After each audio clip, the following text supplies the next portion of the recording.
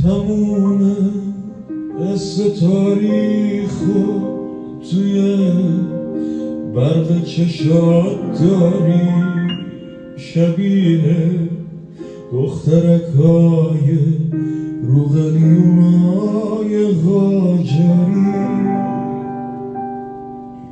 شکوه دوره مادی غم تاراج تیموری، چقدر نزدیکی چقدر از دیگرون دوری.